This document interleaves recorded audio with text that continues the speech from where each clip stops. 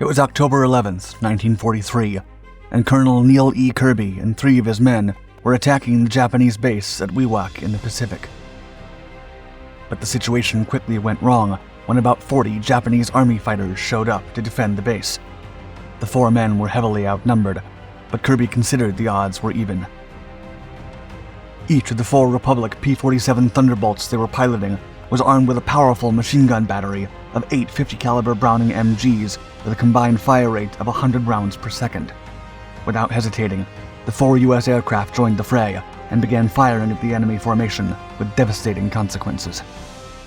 The P-47s were well on their way to becoming the unstoppable Juggernauts.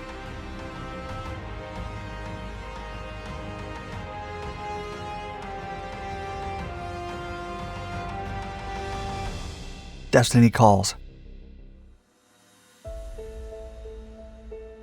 Alexander Kartveli was born in 1896 to a wealthy family in Tiflis, Georgia, which was part of the declining Russian Empire of the Tsars. He was always fascinated by aircraft and enrolled in a military school when he was just 10 years old to become a sailor or a pilot.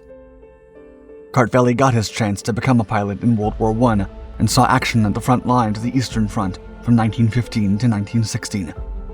His proficiency then earned him an invitation to join several Russian pilots on a trip to the United States, where they would study aeronautics. The Russian Revolution broke out while they were in the US, and Kartveli was incapable of returning to his country, now the capital of communism. However, the seasoned airman was eventually hired by Curtiss Aeroplanes, where he served as a test pilot and aeronautical engineer. He was then promoted to major in the Army Air Corps Reserve. In the early 1930s, the U.S. Army Air Corps sought to replace the Seversky P-335, developed by another immigrant, Russian aviator Alexander P. Seversky. Kartveli, now working for Republic Aviation, submitted the AP-4 and AP-10 designs and variations of the P-43 Lancer. After several modifications, the Army Air Corps accepted the design and codenamed it XP-47, with testing beginning in 1940. Impressive jugs.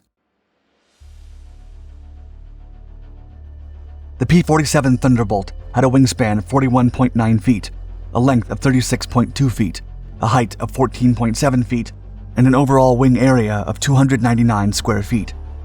If empty, it weighed 9,950 pounds, and its maximum takeoff weight was 17,500 pounds. The aircraft was powered by one Pratt & Whitney R2859 double wasp 18-cylinder air-cooled radial piston engine that produced over 2,500 horsepower to drive a 4-bladed propeller unit at the nose. Its maximum registered speed was 433 miles per hour, while its approximate range was about 445 miles at normal speed. In addition, its service ceiling was almost 41,000 feet, and the rate of climb was 3,200 feet per minute.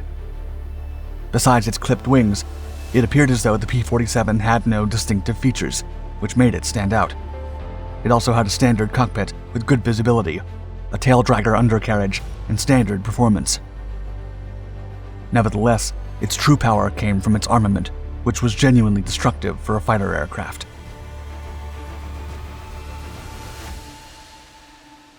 Lethal machine gun battery. The aircraft's standard armament comprised 8 50 caliber Browning M2 air-cooled heavy machine guns, while 4 MGs were placed in each wing in a staggered arrangement. This allowed feeding from side-by-side ammunition boxes with over 350 rounds for each Browning MG. Notably, the 8 high-caliber machine guns made the P-47 one of the few American aircraft to carry almost twice the firepower of a fighter. This combined rate of fire and damage made the Thunderbolt an extremely lethal opponent against hostile air, sea, and ground targets. In mere seconds, the P-47 could pour more than 200 rounds of ammunition into a target, making its machine gun battery a force to be reckoned with. Its combined rate of fire was something never seen before with this type of aircraft. A few bursts were more than enough to ravage a hostile airfield and other infrastructures such as barracks, ammunition, and supply deposits.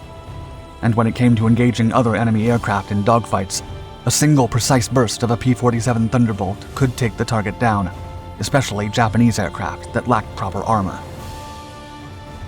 The same happened when the Thunderbolt engaged enemy bombers.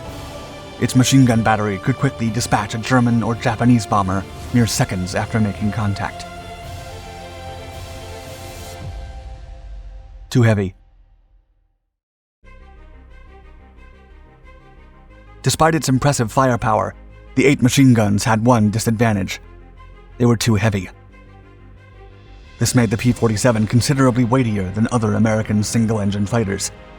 It is said that Kartveli himself said, quote, "It will be a dinosaur, but it will be a dinosaur with good proportions." Moreover, as if that was not enough firepower for one aircraft, the inclusion of a 20mm cannon was considered at some point, but ditched after considering the aircraft's weight. This model gave the aircraft a top speed of just 50 miles per hour, which made it useless for dogfights or bombing missions. Still, that did not stop the Thunderbolt from carrying up to 2,500 pounds of bomb load to decimate German and Japanese ground objectives. The P-47 could also carry 10 unguided HVAR rockets for use against sea and ground targets, and drop tanks could be exchanged for M2 ammunition boxes placed along the fuselage or hardpoints. Thunderbolt variants. There were numerous variants of the P-47, with the first one being the B model, which had an engine of 2,000 horsepower and was delivered to the British and the USAAF in 1943. Over 160 were produced before being relegated as trainers with the introduction of improved variants. The C model had a more powerful engine and minor modifications to the fuselage, which was lengthened by 8 inches to house an external fuel tank for long-range operations over German and Japanese-controlled skies. However, the D model was the most widely produced version of the P-47. The aircraft's engine had war emergency power or water injection to increase efficiency, and the landing gear tires were improved for rough landings. The controls were also simplified for the pilot, and more hardpoints were added to carry 10 HVAR rockets or 3 drop tanks. The P-47 Hot Rod variant was a unique version specifically designed for an interceptor role. Its objective was to quickly chase and take down the devastating German Vengeance V1 rockets. This model had a top speed of 473 miles per hour and was able to take down some German Arado AR-234 jet bombers and Me-262 jet fighters. The P-47N became the last Thunderbolt model. Its wings were lengthened to 18 inches, and the wing tips were clipped to increase the effectiveness of rolling maneuvers. Over 1,800 N models were produced, and they only served in the Pacific, where they excelled in combat and bombing operations. Several experimental models also gained attention. One of them was the XP-47E, which was based on the B model and featured a pressurized cockpit. Another was the XP-47F, which was used to experiment with laminar flow wings and was lost during a fatal accident in October of 1943. And then there was the XP-47H, which was fitted with Chrysler engines, and the P-47J, which was an attempt to reduce the weight of the Thunderbolt while increasing engine power. American aces. The first P-47s arrived in Europe at the end of 1942. American pilots began to use it months later, with the first combat encounter taking place over the skies of France in March of 1943. Its potent arsenal was put to the test after the P-47 began engaging both German and Japanese aircraft on different fronts.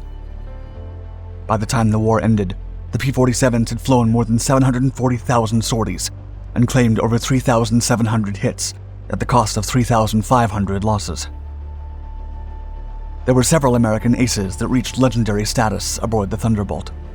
Captain Robert S. Johnson took down 27 enemy aircraft aboard different variants of the P-47 while flying over the Netherlands, Belgium, and other major European cities for bombing and escort missions. Another American ace was Lieutenant Colonel Francis E. Grabeski, who claimed 28 enemy aircraft while fighting on the Western Front. As commander of the 61st Fighter Squadron, Grabeski flew over the skies of France and Germany, taking down several FW-190s and BF-109s during escort missions with B-17 Flying Fortresses.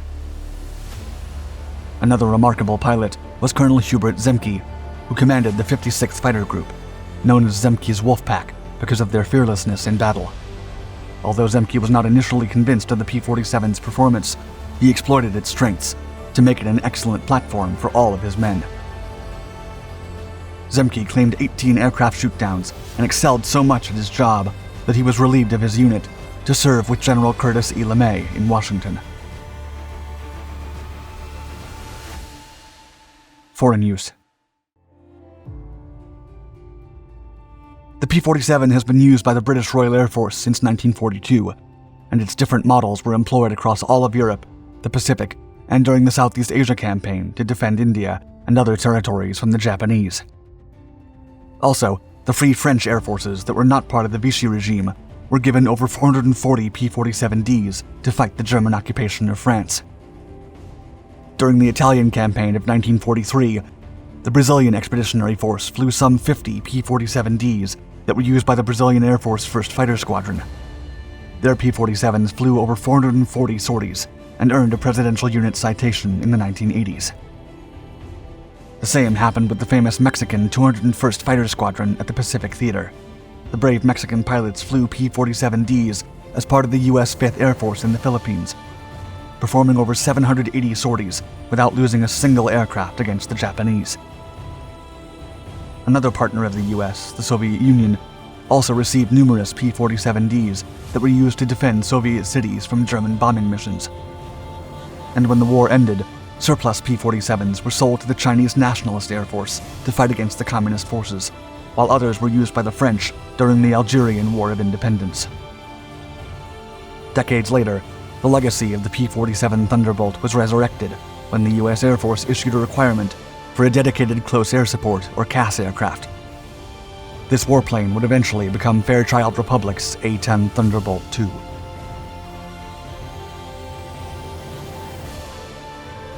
Thank you for watching our video. Please like and subscribe to our Dark Documentaries channels to find more exciting historical content. And don't forget to hit the bell icon to be notified of our newest videos. Stay tuned.